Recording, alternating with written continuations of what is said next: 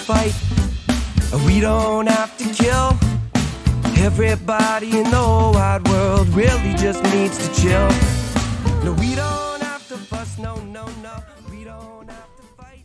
Hello everybody, welcome back to another episode of Just Chill with Oliver George. This is episode number 41, and I am very, very excited to share this episode with you. But as always, before we get to that, I want to remind you, if you're watching this on YouTube right now, and for whatever reason you would prefer an audio-only version of the episode, you can get that on Spotify, Apple Podcasts, iHeartRadio, and other places like that. Opposite to that, however, if you're listening to this right now and you didn't realize there was a visual side to the show, please come check it out on YouTube. However you choose to enjoy the episode, though, I would really appreciate it if you would subscribe, like, follow, share, whatever the case may be on the platform that you are using. It really does help me. I'm trying to build this show from the ground up, so if you've already subscribed and supported me, thank you so much. Finally, if you want to reach out to me for any reason, you can contact me at justchillpodcasting@gmail.com. Now, this week's episode was an absolute amazing experience for me. I got to speak to one of my comedy idols, Mr. Jon Dore. If you don't already know, I'm a massive fan of his. You can actually just check out this clip from last week's episode where I was speaking with Kyle Brownrigg. This is me talking about Jon Dore. And it was my first taste of like being on stage and having people, I mean, it wasn't my material, obviously, but like I felt like they were sort of laughing at me or that I was doing my part well. And so I've always kind of really been, low key thankful about that experience. Not that I've had the chance to tell him yet, but maybe one day. And less than 72 hours later, I was talking to Jon. What an amazing experience. I was giddy during most of the interview, as you're going to be able to see for yourself. But we talked about Humour Resources, his new show on CBC, which is just full of hilarious comedians. And actually, his Humour Resources co-star, Emma, who you'll know if you watch the show, she makes a surprise appearance during this interview. So that was an amazing moment to have happen. We talked about the Jon Dore Television Show, which is basically how I first fell in love with Jon's comedy. And so many cool moments. We talked about Jon's beard. This was just a conversation that really, really was an absolute blast. So I really hope you enjoy it as much as I did. Thank you so much. There. That should be better. Yeah, no, that sounds amazing now. All right, cool. How's it going? It's going amazing, man. I can't even believe I'm talking to you right now. Normally, I don't get too nervous before these things anymore. I've been going at it like 15 months now. This is episode 41. I've already talked to a bunch of Canadian icons, you could say, that I grew up, watching on TV and stuff. But you're a real special one for me because you're one of the inspirations for comedy for me and just so many levels. So thank you, man. Oh my God. Oh my goodness. No, thank you. This is great. Did you say some 41? No. Oh, I thought I heard you said maybe someone. Okay, never mind. It's some 41 in there. No, yeah, I mean, they're all right. I don't have anything against some 41. Yeah, no, man, you've just been somebody that really propelled me into wanting to try comedy. And I'm actually going to share a few of the memories I have from watching you perform a little later, but I don't want to start off with that. First of all, just thank you again. And I was surprised that you're on Alaska time. That was kind of, just not something I was expecting. Yeah, I mean, I'm not living in Alaska. I'm just on Alaska time. Oh, okay. God damn it. I knew this whole interview was going to be deadpan, me not being able to tell when you're serious. No. I live in Juneau, Alaska. Yeah. Okay. And I heard you went up there. Twas love? Twas love. Twas. Still is. Still is. Good to hear. Twill be. Hopefully continued. Yeah, I met my girlfriend in Fairbanks when I was doing a stand-up comedy show. Oh, nice. And she was working up there. And we kind of traveled back and forth. When I was living in California, I'd come up here, she'd come down. And then eventually had to make the decision to, move up here. She has a daughter here and her work keeps her here. So I was going to say, she's great on the show. Oh, right. Yeah. She's just a natural. Yeah. Oh, my goodness. Well, I was going to ask you, though, has it been weird adjusting? Because I had a buddy who traveled. His dad was in the Army or something, and he told me he lived in Alaska for a while. And the light change and the hours and all that with the day and night. Is that something is that as drastic as some idiot like me thinks it is? No, well, it can definitely be that way. Not where I am. I'm in southeastern Alaska because Juneau's pretty far south. Don't get me wrong. We lose a lot of daylight, but it's not like Fairbanks or places further north. So yeah, it's kind of like Ottawa in a way. I mean, okay. you get up in the dark and you come home in the dark if you have a 9-to-5 job. Yeah. And don't get me wrong, you don't have as much light, but it's not the light that bothers me. It's kind of the isolation. There's 30,000 people in Juneau. You're kind of landlocked, or sorry, not landlocked. You are locked to land, but there's a huge ice field, so you can't traverse it. So you have to come in by plane or by ferry. So it's just a small isolating town. Not the worst thing to be isolated during the pandemic, I suppose, though. I don't know. I guess there's no good place to be, but I don't know. Well, New Zealand, I think I had heard something that they had a concert like a month ago or something with 20,000 people, no masks, because they haven't had a case in months because they blocked off any kind of travel to and from the island. So how great would that be? Right? Yeah, they're living Yeah, they're living like in a post-COVID world that we're all still hoping for. So it's it's frustrating. Yeah, I'd give anything to be at a huge outdoor sunny afternoon concert at Blues Fest in Ottawa. Oh, anything. Man. Yeah. The lineup, it was supposed to be Rage Against the Machine last summer too. Yeah, I know. It would have been great. Yeah, it would have been epic. But I can't wait to talk now about Humour Resources because I've been enjoying this show thoroughly. And for anyone who hasn't seen it, they should go check it out on CBC Gem. New episodes on Tuesdays, right? That's right. Yeah, Tuesdays at 9:30. So there's two more. Well, when is this podcast coming out? They come out on Mondays, so not tomorrow, but a week after that. A week after. So we'll have one more episode. Yeah, the finale. Well, we tried to time it that we thought it was going to be Kyle's episode when I had him on last week. That's right. And that's going up tomorrow. So we were trying to do like a week of advertising, Oh, that's cool. Right on. Well, then, that will be Kyle's episode. He's in the finale. So, yeah. Kyle Brownrigg for the listeners. Yeah, we should say his full name. He was just on the last episode, and he was actually my first guest ever. And his appearance last episode also made him the first return guest on the show. So pretty special episode. That says a lot too. You had a guest on, and they wanted to come back. That's just I doing suppose, something right. Yeah. I mean, I watched the first episode and cringe a little bit because I feel like I've grown a lot as a host since then, just being forced into it. But that's great.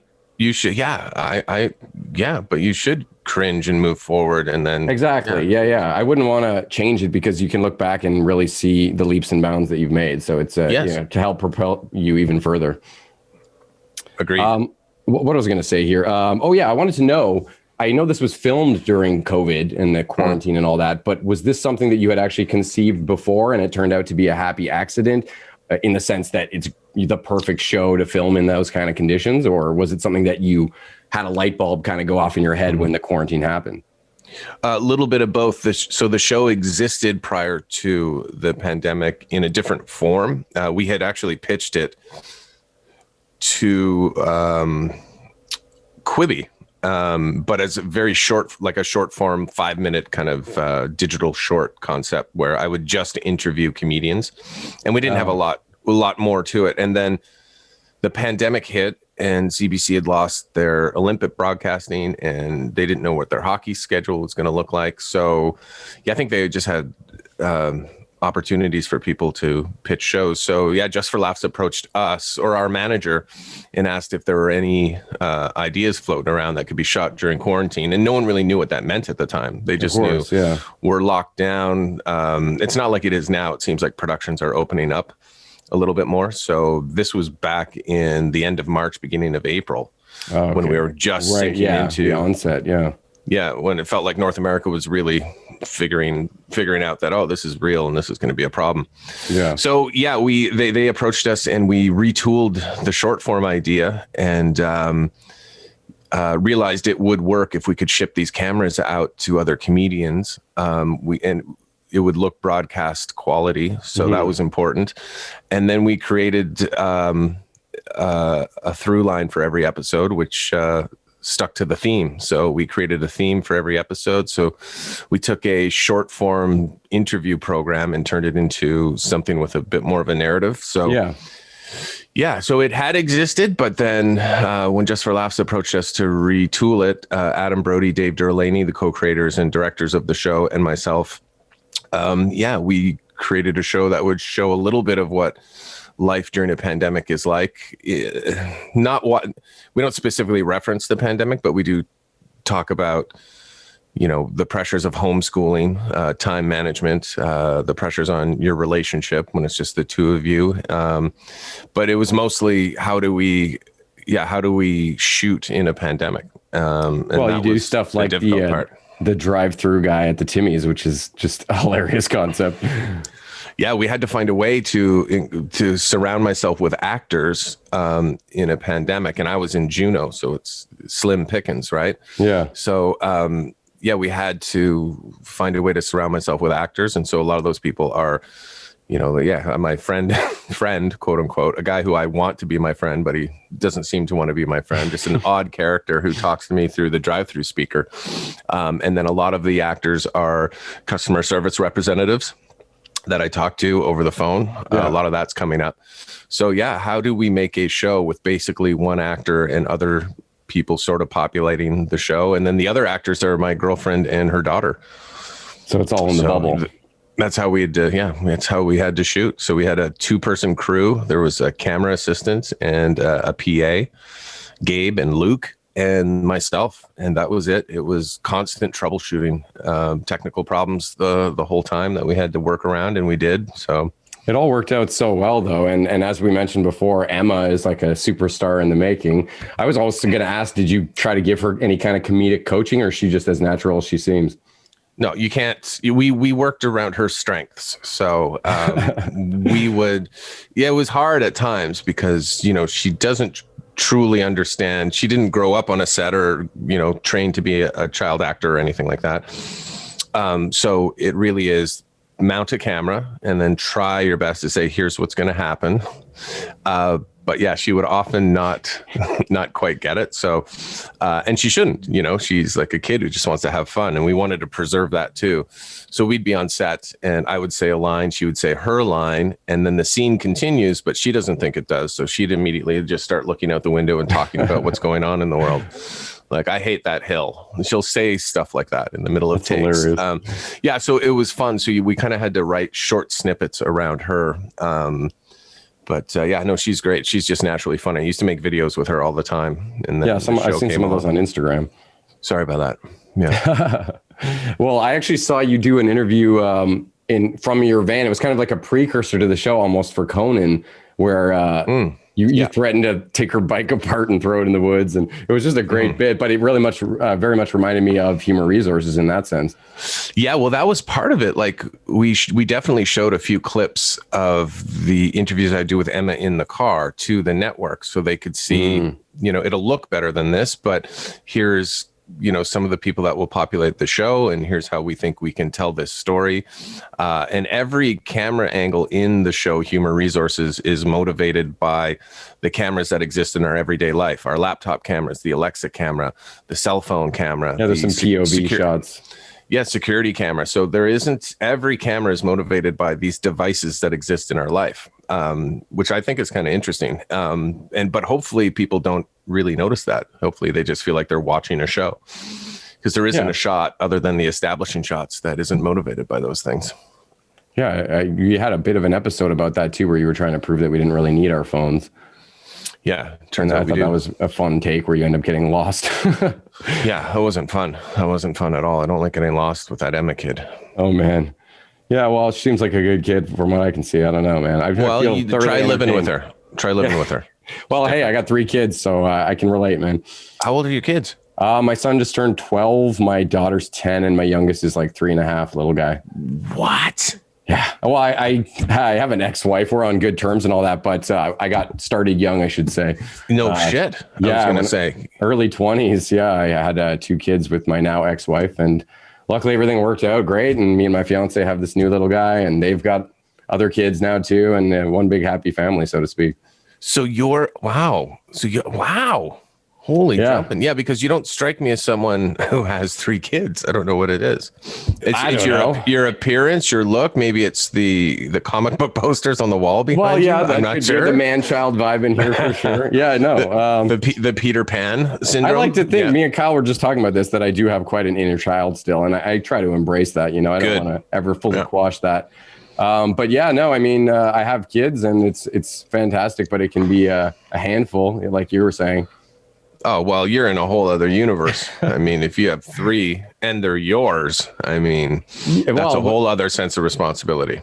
Well, I mean, you're living with her though, and so I was gonna say you seem like a pseudo stepdad at this point. Yeah, but absolutely, and there's a lot of responsibility that goes along with it. But there is a father, and so it's like, yeah, there's responsibility, but then there's 3 kids of responsibility, which seems. Well, to be, I was gonna say with 3 kids though, and the age that my older 2, like the 12-year-old, my oldest son, he has his babysitter's course and all that, so you get a bit of help with the younger one, and you can kind of delegate some shit, That's good. That helps for sure. Yeah. When you can start employing them to do the work you don't want to do. Yeah. Well, and honestly, virtual school, a lot of people have been stressed out about, and I know it's different, but for me, I got to say I like it because when the 2 older kids are doing virtual school, I don't have to get up an extra hour early and drive through the snow in the middle of February and always be the dad that's late. There used to be this lady in the office that would just give me the stink eye every time, like I was the worst human being because I was always 5 minutes late. But that's that's their power though. That's their only power is to judge you for being late. Yeah. My girlfriend runs into the same problem when she drops her daughter off at school, or used to. Oh, well, I worked security for 10 years. So all I met was dudes with the short man complex and people abusing their little smidgen of power. And I can't stand that shit. Okay. Now you're the victim of it. Yeah, I suppose. Right. Well, no, you're not the victim of it. Sorry. Yeah. But you're meeting the bouncer on the way into school. Yeah. Right. So you were security. Yeah. So now you're meeting security. How's it feel on the other end? Not too good. I wouldn't call her security, but I suppose in some sense she is. I don't know. I don't like it. I don't like when people are needlessly rude, just like I didn't like it when I worked security. I think there's a nice way to do that kind of a job, and there's a dick way to do that kind of job. And I feel like a lot of the people that gravitate towards that job, unfortunately, are the dickish kind. I mean, there is a sense of power with a job like that. So, yeah. See, I never felt that as a security guard because, there's cops and all these tiers that are so much higher than you. I always felt like a stupid rent-a-cop loser, I never... I did security once on Boxing Day. This would have been 94, 95. I was security at La Senza, the woman's lingerie shop at the Rideau Center. Interesting choice. I was a stock boy there, so I just hung out in the back room. It was a pretty good job. Yeah, I was gonna say. I would hang out in the back room, and the boxes would come in. I'd have to take them out, organize them by size, put them on racks. And the girls working at La Senza would come in and just, gossip about what's going on the floor. Loved it. And then, on Boxing Day, I had to sit out front with a shirt that said security in front of, just to make sure no one was stealing anything. Well, some of that shit's expensive. I didn't care. But I mean, every store had a security guard out front on Boxing Day. Not every store, but almost every store. So that was me. But then friends from high school would walk by. Security? What do you think you're doing? Yeah. Well, I'm just standing here. Security doesn't mean you have to have muscles and take someone down for stealing underwear. Just making sure no one's stealing underwear. And I'm not even really making sure of that. Well, even I worked in security as like a commissionaire. So I was at a lot of like official government places, and they still tell you you're just supposed to basically call the police if anything happens. There's no intervening. And if you're one of those idiots that wants to do that, you're not technically doing the job right. So, well, yeah. And also, just take it easy. Because it's not your stuff. Yeah, it's not worth getting stabbed for minimum wage. No thanks. Yeah, or it's not even worth having an argument. If someone stole lingerie from the La Senza, I'd probably just be like, all right, just don't do it next time. Yeah, but if someone catches you doing that, then you're out of there. So that's fine. Then we'll get a paper out. Yeah, it would. I mean, it sounded like kind of a sweet job, though. Like you said, that might be one you want to fight for. No, it was all right, but let's be honest. At the end of the day, you're still in a stock room unboxing things with an X-Acto blade. It's not the greatest. Labor. Worked at the Dairy Queen on Bank Street in Ottawa South. Okay. Worked at a butcher shop on the same area across the street. Worked had a lot of jobs. I heard that you in another interview you got fired from tree planting for I did. Doing less work, essentially. No, I stashed trees. At the end of the day, I had maybe 5 or 6 trees in my bag, and they were wrecked anyway. They weren't going to be planted, and so I'm like, fuck it. I just put them in the earth, and that's a no-no in the tree planting business. They call it stashing trees, or they did back then. And they asked me flat out, did you stash trees? And I just said, yep. I probably could have got away with it, but I admitted to it. And then, that was it. I was made an example of, as I should have been. Then I was put on. But the worst part was when I got fired from tree planting, we were up in, where were we? We were 2 hours east of Thunder Bay. I can't remember the town. Geraldton, Ontario. That's where we were. Wild Goose Lake Resort. And it's not a resort, by the way. And so I got fired, but the next bus that came through to take me home wasn't for another 2 days. So I was fired, then had to hang around with everyone. Good so imagine Lord. you're on a job, you get fired, then you have to stay at your job for 2 more days. And those were days off. So I was just milling about with people and everyone knew I was fired. Brutal. And then I had to, then it was a 24-hour bus ride from Geraldton, Ontario to Ottawa, Ontario, Canada. You made some money at least though before the incident? Hell no. I made very little money. I think I walked away with a couple hundred. That's it. I used to know a girl who was really into tree planting, and I always kind of wondered, I mean, I guess to save the planet or whatever, but it seemed like really, really physical work. It is, yeah. It's very grueling and demanding, and the ideal, like you picture it in your mind, like you're going to be prancing through fields with butterflies and dropping seeds into the earth. But then you get there and it's like snow in the morning because you're up north. So not snow, you get frost in the morning, and then you get bugs, mosquitoes, black flies, clouds of them. And then you're walking through, ridiculous terrain and swamp and marsh, and you're soaked, and then the sun comes out and you're burnt. And yeah, it's hell. It's grueling. Yeah, I mean, people can make money at it if you have good land and you can really fly. Yeah. And you can plant a bunch of trees, you can make good money. But that was not my experience at all. Yeah, it doesn't sound like a blast to me. No. Regarding what do we Humour need? Resources, What do we need trees for anyway? Oh, they're slowly getting cut down, I'm sure. And maybe. Well, yeah, I don't know much about that stuff, but that's what I had always heard, that we're killing rainforest and That we need trees, yeah. to breathe. Oh no, yeah. of course, yeah. But I'm not the person to repopulate the population of trees. Yeah, me neither. Like I love those who do, but I would donate towards that cause, but I'm not going to physically do it. I tried to do it, and then I realized, you know what? Support the others who like doing it. Yeah, there you go. At least you gave it a shot. Regarding Humour Resources, I wanted to ask you before I forget, is there any comics that you wanted to get involved that for whatever reason didn't work out? Because Kyle and I were talking about how just the comics you included were very diverse, whether we're talking LGBTQ, women, people of color, but also disability. And then also just the range between superstar comedians and then sort of the rising stars that are on their way up. So was there anyone that you really wish could have been part of it? Oh, I mean, there's so many people that I wish could have been part of it, but there's only so many places. I think we got everyone we wanted to. Nice. Amy Schumer was going to do it, and then, I mean, her schedule is just crazy. So I'd spoken to her, and she was going to do it, but then had to drop out, which is fine. That was the only dropout, which is great. Oh, you got huge names too. We weren't sure, whose schedule was going to pick up and whose was going to stay quiet. And if people were just going to be fearful of a camera operator in PPE gear dropping off camera equipment. So we weren't sure if some people were going to drop out or not, but no one did. So it was great. But to address Kyle's or the conversation you had with Kyle, when we pitched this show, we structured it as a, kind of like in Canada, you'd have like the MC middle act feature. Not that we stayed with that structure for every episode, but that was kind of the feel we wanted was, here's your first guest, your next guest, and your last guest. And so that's kind of how we structured it and pitched it to the CBC. But yeah, I don't think there was any real motivation to do that other than we wanted, people we loved and knew and people who could have fun with it. So for instance, there's an episode with Rory Scovel, who's a friend of mine, and we have played an improv together, many times. So I know he'd be great. And then we have Arthur Simeon, who I think is so funny. And he has a great relationship with my sister. And I know he's a person that's playful. And then we have Deborah DiGiovanni in one episode. And to me, that's kind of an ideal episode, are those three people, And that hasn't aired yet, that one, right? No, not yet. Well, after it has, this will air, your podcast. Oh, yeah. After that airs. Yeah. Yeah.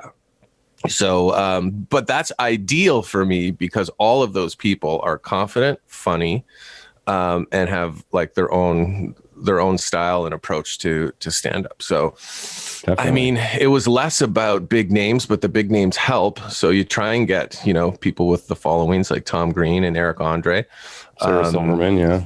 Silverman, yeah. She's perfect in so many ways. She might be, if not my favorite, one of them up there. How do you pick a favorite, right? Oh, I'm looking at you. Come on. No, I'm not even joking, man. I mean, I got to jump to that maybe even just to sort of weigh in there is that you've made me laugh, first of all, out loud in a way that I don't know. Very few comics have made me laugh that loud and just boisterously. I can't control it at your shows, especially. But even when I watch your stuff on YouTube, I don't know why. It's just such a quirky. You lead me my brain one way and then just fucking throw it in a blender with half your jokes. And honestly, I'm going to tell you a couple of those memories because one I think was just something I've talked about on this show before. But you came out. I would have been with my ex-wife, I think, so probably about 10 years ago at Yuck Yucks.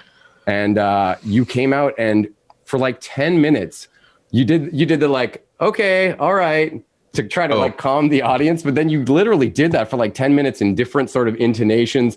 And you saw a guy with his feet up on the chair and you're like, okay, all right. And you just kept like, and it was one of the most genius things I've ever seen, man, because it would kind of like lose its momentum and then it would come back around and just the sheer length you stretched it out for while having everybody pissing their pants. It's a memory I'll never forget. That's interesting. Yeah. There's no way it was 10 minutes. That's for sure. It felt like it, but in the best way. You know?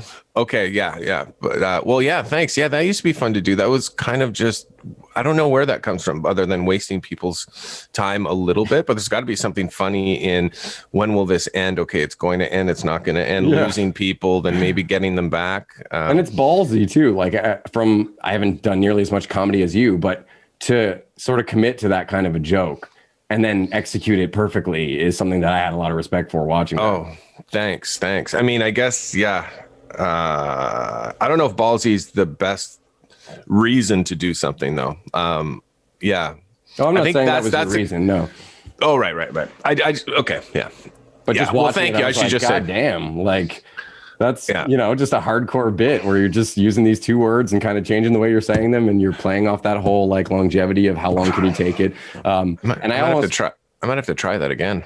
Yeah, you should, man. And I honestly, another thing I love about your comedy is that you have this degree of acting involved that I think you're quite talented at fooling us in that sense. So like with that bit, the whole time I was wondering, like, is this the thing he planned or is he just improvising this? I really can't tell with you because you're the master of the deadpan and much like your other bit where you did a just for laughs thing I watched the other day and you forget or you pretend rather to forget the punchline to your joke. But I really believed at the beginning that you were like unable to remember it, like, and that it wasn't a bit and that I was going to just see you do a recovery or whatever. And obviously it turned out to be a bit, but anyways, I just think your range is insane. I know I'm kind of just blowing hot air up your ass right now, but no, well, that was a really fun thing to do. Yeah, you're right. Like, because there has to be, if they know you're just joking, then the bit wouldn't work. So you'd have to convince the audience that this is real. And I'm sure there are people in the audience who know it's a bit. But as long as you can kind of keep most of the audience wondering, is this real or is this not real? Because they have to empathize with you. You have to get the audience to go, oh no, if that were me, I'd feel so embarrassed.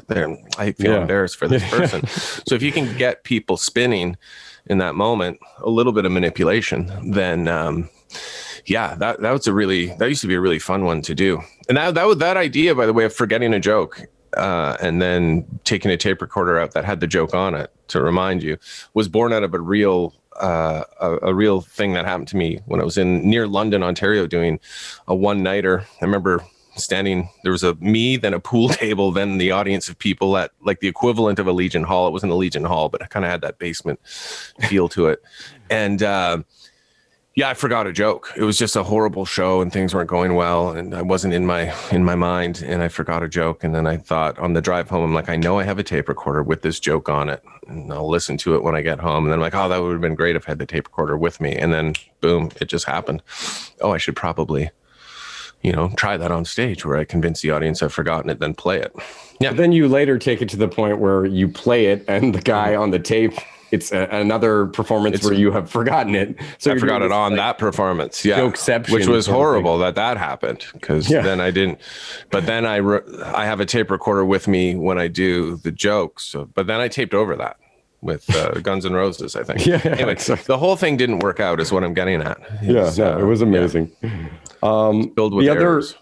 The other thing I wanted to tell you as far as personal memories I had from your shows, and arguably the reason I ended up trying stand-up later, and I think I've done okay at it, is that I saw, again, you at Yuck Yucks, I believe, and this time I was in the front row, and you had some kind of a bit that involved bringing someone for the audience to read from this small book of yours, and you were like yelling at me from an imaginary helicopter or something about spaghetti. I have fragments of this in my mind, but it was the first time I got on stage and I felt like I was sort of helping the laughter. No way. Yeah, no joke, man. You read from the script, little book, yeah. Or book, yeah. Oh, yeah. I'll be honest, I cannot remember that, but I know I was yelling at someone in a helicopter. Yeah.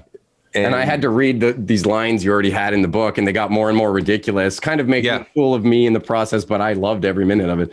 I don't know. It's just a couple of really cool memories that definitely helped make me get more interested. Oh, right on. Trying to do awesome.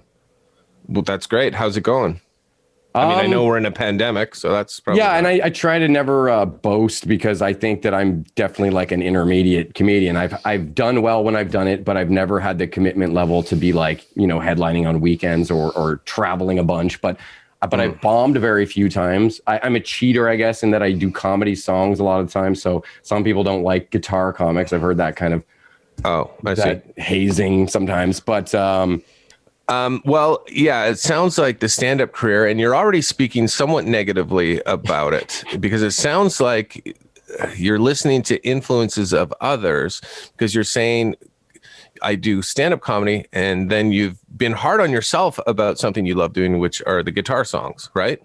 I mean, I'm not hard on myself. I actually think I'm pretty proud of them, but I was more speaking to the fact that I've heard comics say, like, oh, he's a guitar comic, or you get that vibe if you're in a competition that you're kind of cheating because you have this extra like edge that I don't know how to play guitar, so I can't do that. Why don't we find a better way of talking about ourselves? So how about just a suggestion, but instead of saying things like, I'm just a guitar comic, or I'm one of those guitar comics, or you cheat, which is a word you use. Well, these are not my words. These are just... But it's a word you used. It became your word. You took on that language. Fair. And you use it to describe yourself. And I have concerns, but it's also none of my business. No, please. I think, let's try saying, my name's Oliver. I'm a stand-up comedian. I also use my guitar in my act. Let's try that.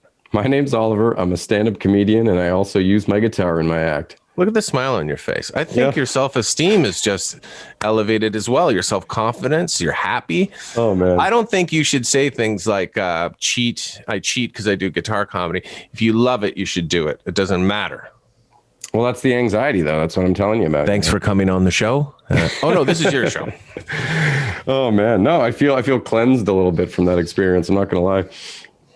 Well, we should. Well, yeah, lying is another thing. Don't lie. But yeah, I think that's let's start talking about ourselves in a more positive way. No, you're right. Pandemic's got me down, I guess. Yeah, it's got all of us down. No, some people have. Anyway, I think speak positively about yourself, and everything you're doing, you should be proud of and be happy.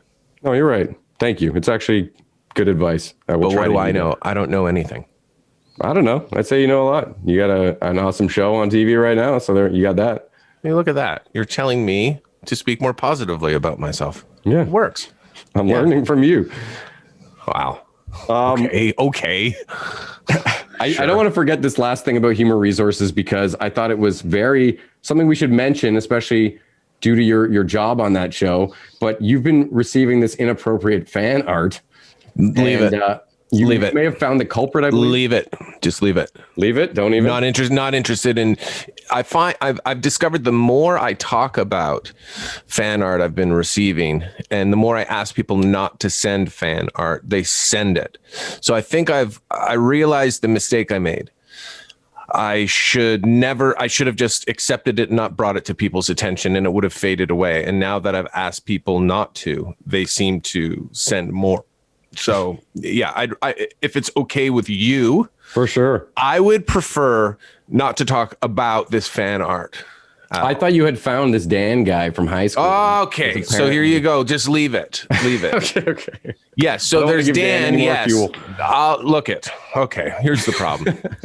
So yeah, I'd receive fan art from multiple sources, but one source in particular inundated me. My DMs were filled with inappropriate, some I couldn't even share with my social media accounts, but at TV's Jon Dore, at TV's Jon Dore on Twitter and Instagram. And this one person who I finally discovered was someone I went to high school with. I don't remember them, but during a food fight in the cafeteria, I threw an unopened can of Diet Coke and had hit them in the head with it. And, you know, he was a casualty. I mean, I've been hit with things in a food fight in the cafeteria. He was a casualty of the situation that we were all active participants in. But he's held on to that grudge for a long time. And I guess he saw the promotion for our CBC show, Humour Resources, and tracked me down and started making sexually suggestive artwork of me. I'll say it again, sexually suggestive artwork of me. So I put up a few examples on my social media of artwork I would prefer not to receive. And then I started getting more artwork, which I don't like. So yes, Dan is his name. Apparently he went to Brookfield High School in Ottawa, Ontario, Canada. And he holds a grudge, and I'm worried. I don't know what this man is capable of. Well, if I see him walking around the streets, I'll try and alert the authorities. Okay. I would be careful with this man. This man is not. He's not stable. Okay. So just be careful. And if you're going to try and change his life, as I accidentally changed his life in high school, apparently, he will get into the cracks of your life and surface in weird ways. He's like he's like a carbon is it monoxide? Carbon monoxide leak in your house. You can't see it coming. You can't even really smell it coming, and all of a sudden you're like, uh-oh, something's wrong. So I think I'll take a nap and then you're out. He'll lull you to sleep, and if you're lucky enough to wake up, your new reality is not a good one. Okay, I'm gonna look. That was probably a terrible analogy. It is. I'm not proud of that analogy at all. Let's retake public service announcement about Dan, though. Let's retake it. You'll edit that part out. Here we go. Dan is like a library book you forgot to return. All of a sudden, the city wants their money. And you're like, what? I don't even remember this. Okay, let's cut that one out. Let's do a better one. Okay. Keep him going. Dan is like a car battery. You know what? Just stay away from Dan. That's probably the easiest way to say it. Mm-hmm. All right. Well, Dan can fuck off. It didn't need the support of an analogy. It could have just said that. Those were pretty good, though. No, I think I failed. The car battery had potential, but I bailed on it. The library book was weak. And the carbon monoxide leak was not even close. It did not mirror his behavior at all. Okay, well, we'll just move on from Dan altogether then. I want to go back in time. I would like that. Back in time to the Jon Dore Television Show. Let's not say his name anymore. Yeah, I will not say again. Dan. Oh, yeah, right. Yeah. Okay, Jon Dore Television Show. I loved this show, 2007 to 2009. And this was a fictionalized version of yourself tackling life issues. Sorry, Oliver, one second. Come on in here. Get in here. What do you need? What do you want? I want food. Where's your mother? I told you I was busy in here. Are you... Come here. Get over here. Get over here. I have to prove to Oliver that you exist. Otherwise, she thinks I'm just talking to no one. Get over here.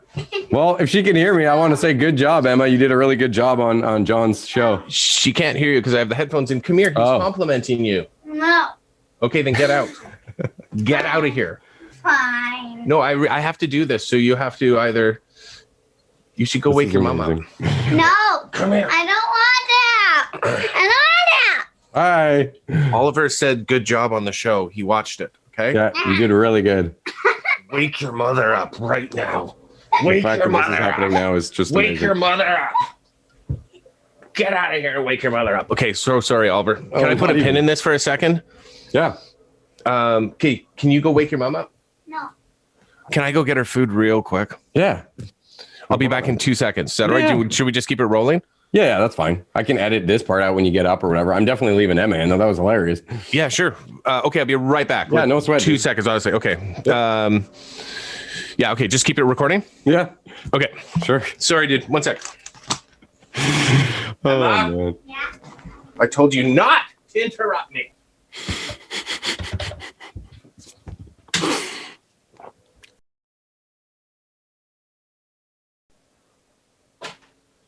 Hey, Oliver. Hey, what's up? Just taking this opportunity to fill up my coffee. 2 seconds. Yeah, no problem.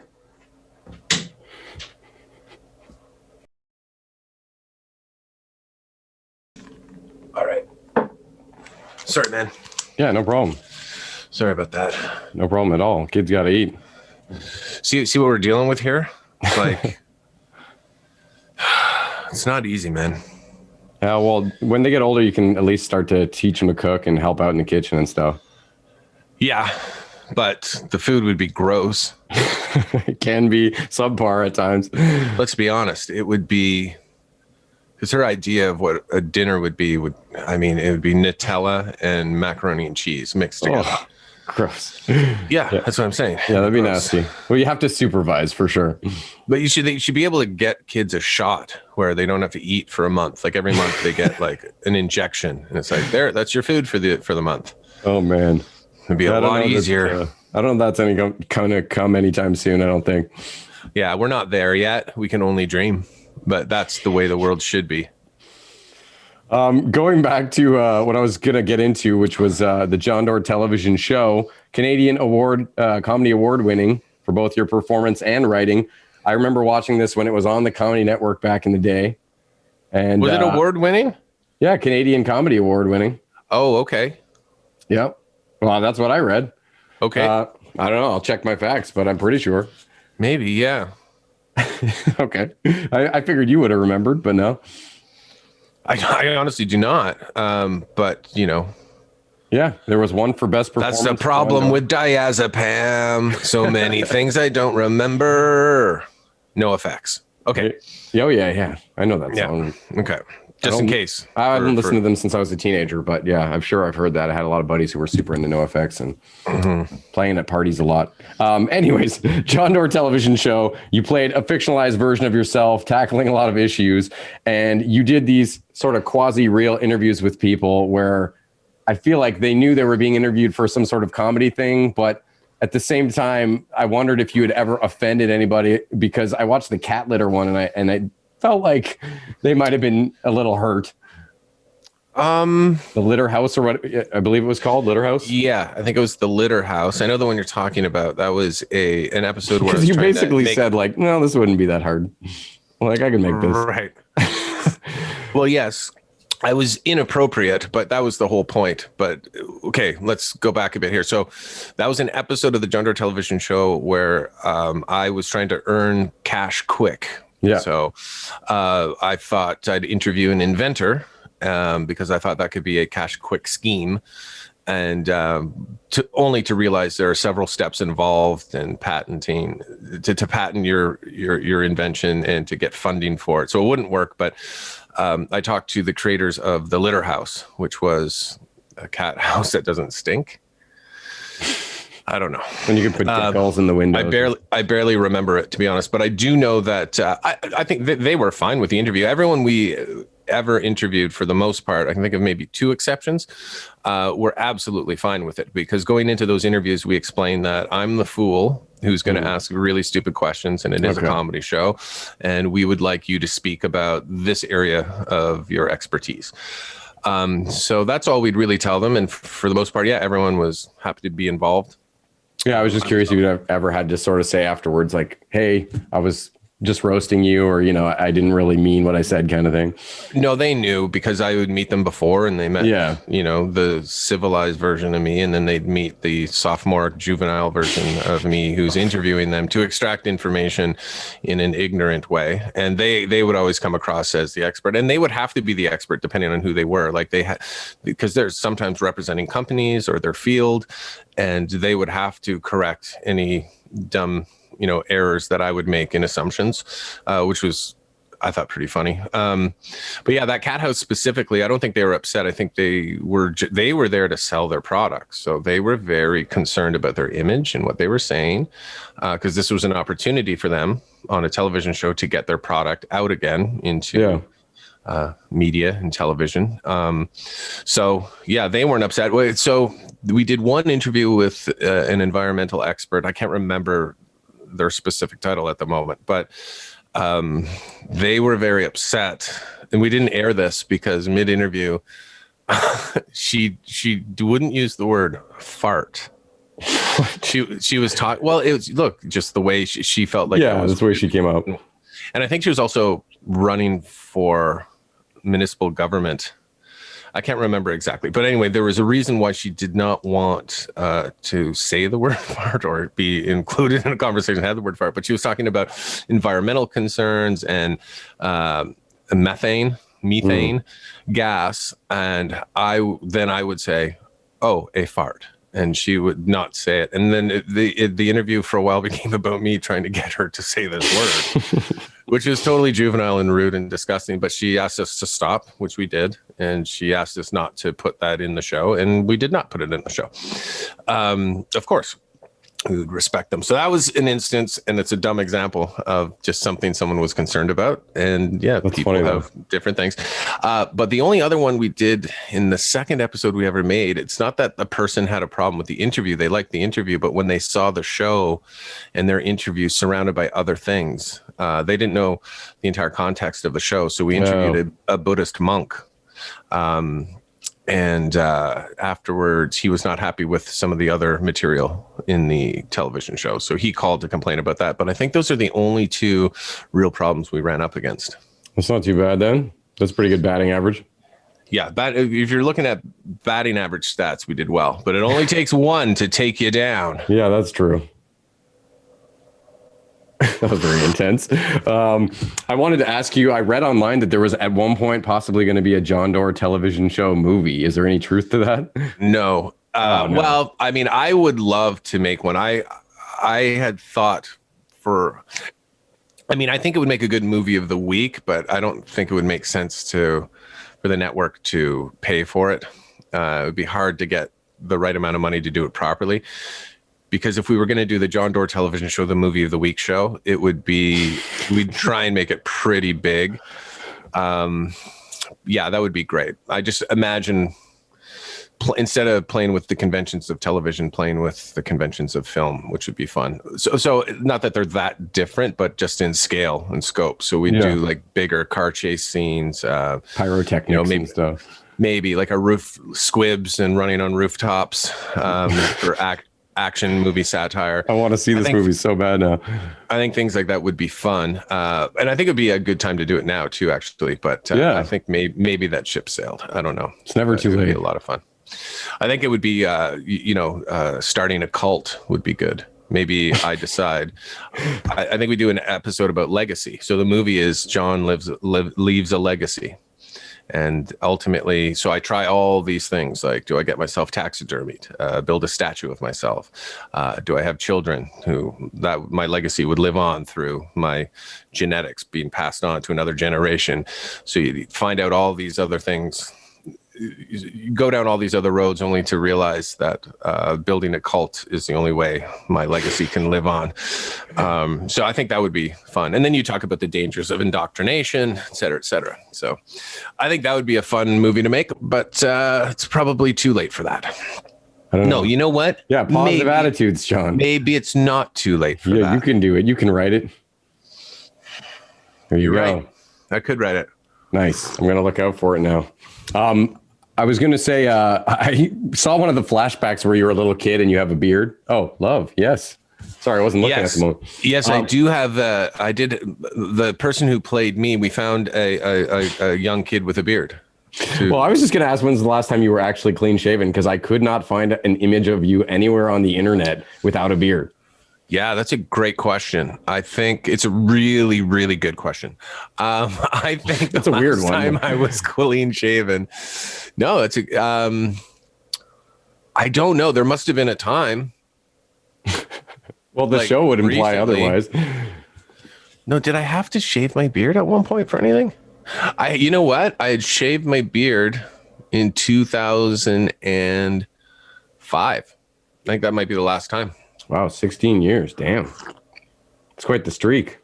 Yeah. Because I've had somewhere, like I generally like to keep, whatever I got going on, a bit of a 5 o'clock shadow, not as thick as yours. But whenever I do end up shaving it off, it's once every couple of years when I fuck up when I'm shaving and I just make some kind of irreversible, mistake. And I don't want to do the Tony Stark thing. I've done that. It makes me look like a douchebag. If I do the little like Van Dyke or whatever. Yeah. Oh, yeah? Yeah, I look like an evil twin. I did it for my headshots, actually. I just took some recently, and I did it because I looked so evil as soon as I had that kind of goatee. So you thought, I could be cast as the evil dictator, right? Or just a villain of whatever sort, Or just a villain. Just a villain. Yeah. I'm open. Interesting, because when you do, I live with those mistakes because I make them when I'm trimming and doing things. You got to maintain your beard. Like you have definitely. Do you shampoo your beard? No, I've never bought any of those. I don't think mine's long enough. I keep it pretty, it's not that long, not as thick as yours by any means. Yeah, you're borderline beard. I shaved yesterday, to be fair. Like if you saw me in a week, there are times be fair to yourself. Yes, you shaved yesterday. Yeah. Yeah, I did. But it looks like, what's going on here with you? I don't know. I just never had a lot of hair in this section. Oh, okay. That's what it is. So you didn't trim there. Okay. Oh, I do trim it a little shorter. I don't actually cut it off, but I use the different, And do you have, is it kind of blonde hair that grows in here? I got a bit of red hair, a little bit of like gingery, and then some white ones now too. So it's. Yeah. Well, yeah. This patch here. Yeah. Well, so I would go and trim, and if I ever made a mistake, I'd have to live with it, because for me to shave my whole beard off, it'd be very difficult for me to look in the mirror. It's weird. And accept myself. And it would affect who I am when interacting with the general public. My dad is a dude who's always had a mustache, like since I was a kid. Love him. There was once or twice that he had to shave it off, and it like terrified us. It was so weird. He looked like he had such a small mouth compared to just his face space that we were used to seeing, Face space. Yeah, the mustache is an interesting one, because that one I think is more like if you had a beard and shaved it for some reason, that's a little less drastic a change. But if you had the mustache for a long time, then shaved it, it's a completely different thing. I feel the only exception to that rule to me is Matt O'Brien, comedian Matt O'Brien. Yeah, I just saw it on Instagram when he did that. Yeah, I did too. And I'll be honest, no mustache, I've mustache or no mustache, the man can pull it off. Yeah, no, he's a good looking chap. Yeah, but I'm talking about the mustache specifically here. Like, no, yeah, it's true. I'm saying he could pull off either look. I agree with you. Okay. Sorry. No, it's all right. So but going back to the beard, when you do shave your beard, but it may not be thick enough, do you go in stages where you shave the beard, leave the goatee, and then this is all happening, as you're looking in the mirror. Yeah, I have different. So you come down to goatee, and then you go to you lose this full Fu Manchu, right? And then you go up to mustache, and then everyone goes down to the Charlie Chaplin just to see what it looks like, and then they get rid of it. Yeah, that's the process. What is it, 9 steps? I do it. The last time I shaved my beard, I had to do it 5 steps for me. 5 steps, okay. But you can make it, as many increments as you want, yeah. You leave big lamb chops here and shave the rest, and then slowly. The most interesting I have seen is the monkey tail. I don't know if you know what this is. It's when they grow sideburn down all the way. It comes up and then does a curls around, and there's nothing on the other side. It's ridiculous. It's funny though. Yeah, look it up on Google and you'll laugh your ass off for sure. Yeah. I was going to say about you seem to work a lot with this Adam Brodie fellow, and not Academy Award. I don't know if he's won an award, but not Hollywood actor Adam Brodie, just for clarification. But I was wondering, when did that comedic partnership sort of start up? Well, you need to include Dave Derewlany as well. Okay. Adam Brodie, Dave Derewlany. They are a directing team. They are a two-headed hydra, if that even makes sense. I think so. Yeah, they are a two-headed monster. They come as a team, and they've always worked together. They worked on the Jon Dore Television Show during season 1. The production company, I was trying to convince the production company they'd be great directors. but they thought they were a little young. So they directed our webisodes. We did 6 really fun Jon Dore Television Show webisodes. And they did an incredible job, and then got them hired to do season 2. And they're just brilliant. They have a very particular sense of humor. They work a lot, and they're meticulous, and they write, and they're concerned about story and structure and laughs. And they love sad characters. So most of the work I do with them, like Just for Laughs, we did a sketch show for several years in a row, and they wrote and directed everything. How did you meet those guys? In Toronto. Yeah, they were part of a sketch group called Knock Knock Who's There Comedy. Okay. With Aaron Eves and Katie Crown and Adam Brodie and Dave Derewlany. I saw them perform once and lost my mind. It was the funniest, most interesting sketch I'd seen. I mean, Mr. Show. Yeah, of course. Was great. Kids in the Hall. Great. And then I used to watch The State comedy too. Did you ever watch The State? Stella.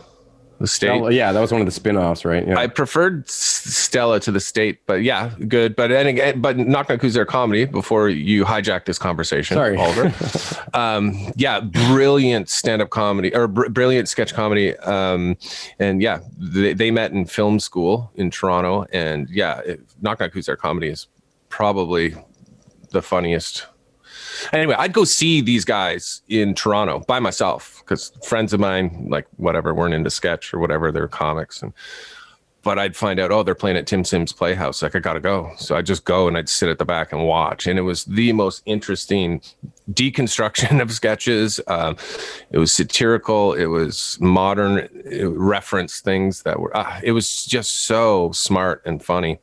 So I love those guys. And then you find out they're directors and they make, their own little films. And anyway, go to Adam and Dave. Some great stuff together. Go to AdamandDave.com, because they're absolute geniuses. So I'm very lucky to be able to work with those guys. Yeah, no, you guys have made great stuff. They're jerks too.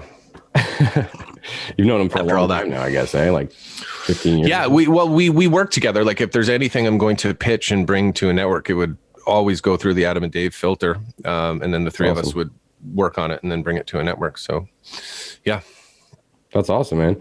I wanted to know, just you starting out with comedy, I was wanting to ask if you had a really funny family, just because your sister Allison, she hosts The Breakdown. She also was a CEO of Howl and Roar, which does comedy records. So with you guys both being so into comedy, I just was wondering if you have hilarious parents or just a really funny family.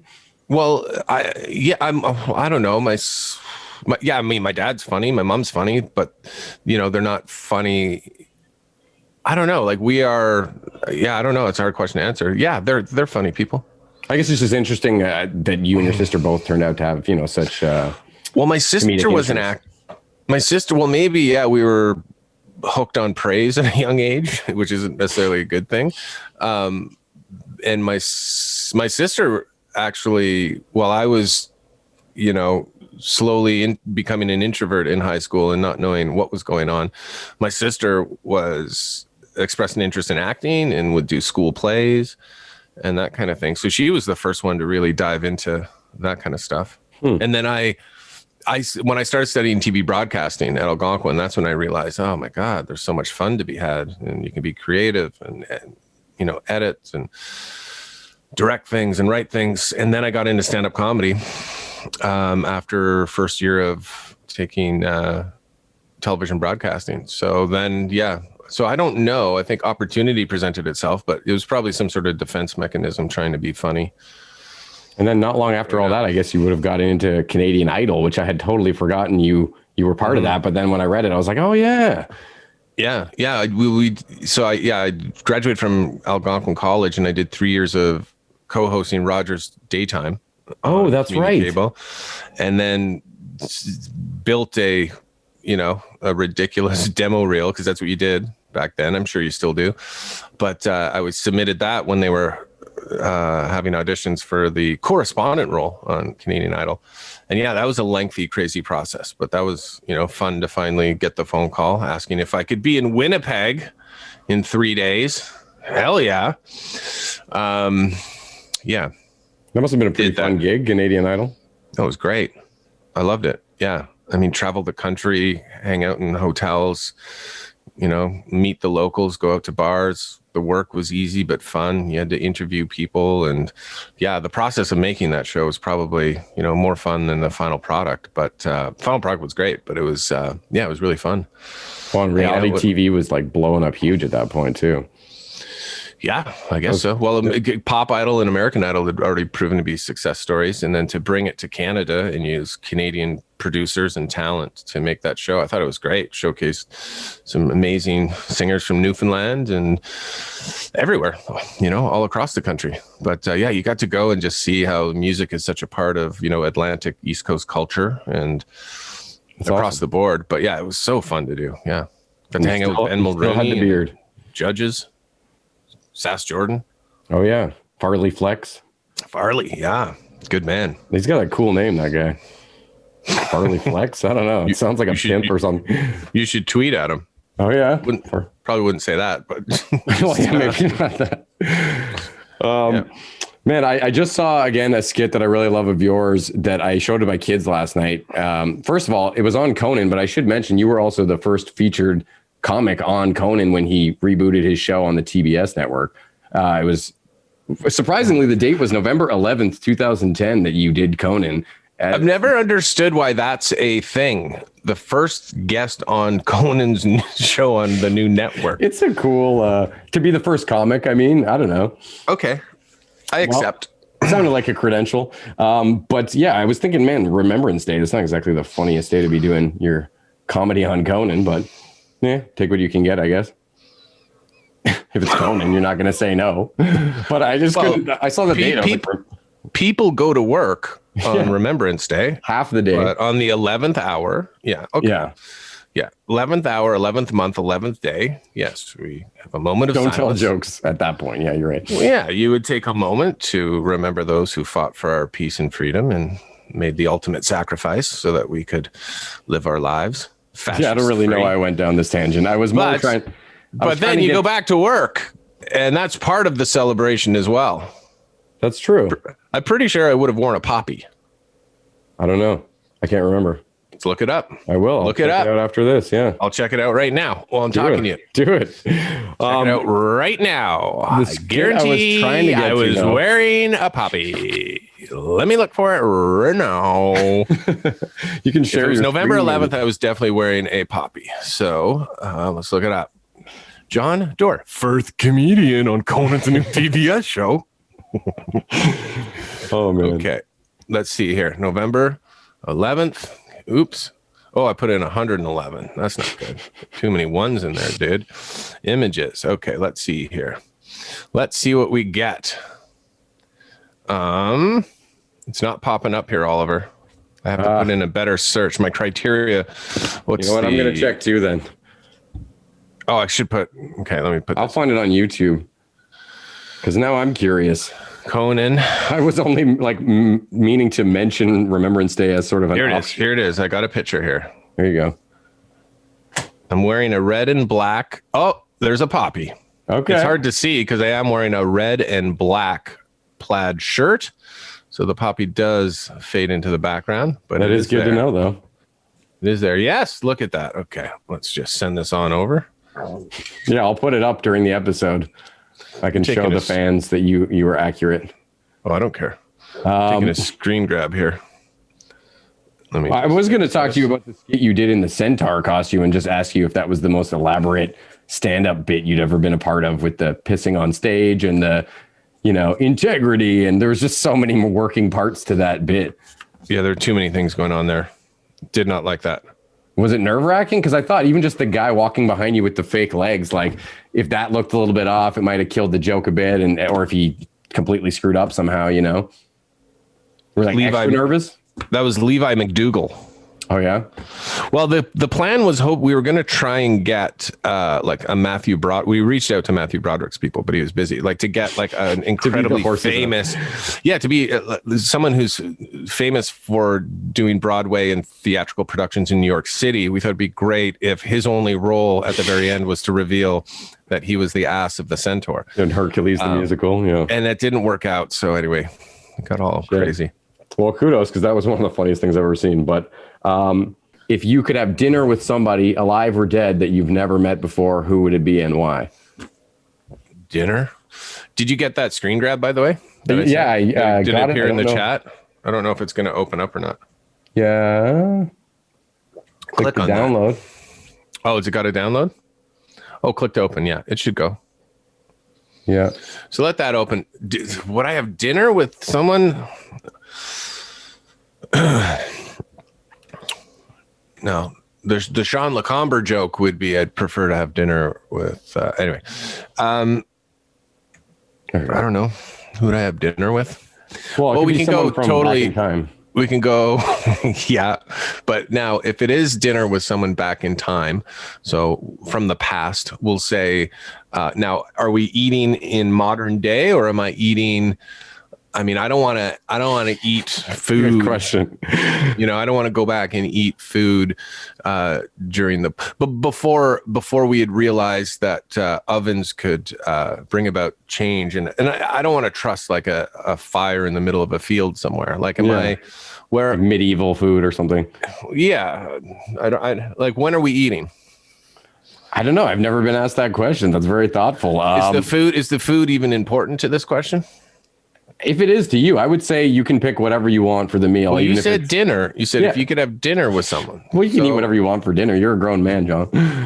But if it's part of the question, I need to know. Well, you can choose whatever. It would affect who I'm going to pick, because I'm not going to go back and eat in a time when, food standards were not government regulated. Well, that's what I'm saying. You can pick the meal and bring food from our time back. Okay, so I can pick the meal and bring it back. So I've you got to could go blow back to someone's mind. You could show like spaghetti to Jesus. I wouldn't do that. I don't like the question because, you're risking altering. I mean, I went back in time. The effect it could have, I may not even, the second I go back in time, I may not even be born. So I might just get into that time machine and instantly die because I wouldn't exist. No one's thought this hard about it, so I thank you. Did you open that screen grab? I downloaded it, but I couldn't get it to come up. Oh, there we go. Yeah, you're right. You dead center. I can see it. Well, off to the left, actually, like you said. But yeah, definitely got a poppy. I'm going to share that when I edit this so everyone can see. You're a patriot.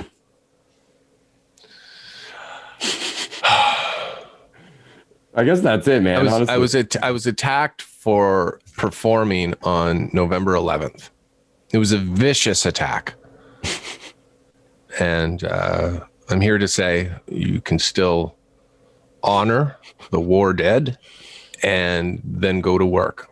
And that's, I'm assuming, not to speak for all of them, but that's what they would have wanted. They fought for a place where we could go to work. Oliver, it's been great talking to you. Thank you so much again, man. And I'm sorry if I came off like a nervous wreck. Normally I'm much cooler than this. Normally I'm much cooler than this. Cool as in cool and collected. You know what I mean? Not cool like... That's funny though. Yeah, no, I feel like I have foot in the mouth this time, but I couldn't be happier, man. Thank you so much. Oh, dude, that was fun. That was fun. Let's do it again sometime. Definitely, especially when you can come in person next time you're in Ottawa. That would be a freaking blast. I can't wait to be back in Ottawa. That'll make me feel so happy. Yeah, okay, done. Yeah, yucks, I'll be there, man. All right, dude. Okay. Thank you. And I look forward to more Humour Resources. Yeah, okay, so final episode coming up Tuesday night. And Kyle's going to be on it, so. Kyle's going to be on it as well. The wonderful Kyle Brownrigg. Yes, Kyle's a wonderful human. Very funny. You know what else I secretly love about Kyle? Tell me. He likes his booze, and so do I. And it's always good. It's always good when you meet those guys on the road. I don't think I'm telling, as Norm would say, telling tales out of school. Oh, but, no. He talked about it. Yeah. I love those people. Okay. Road buddies. Right on. Thank you so much, man. Bye. Bye.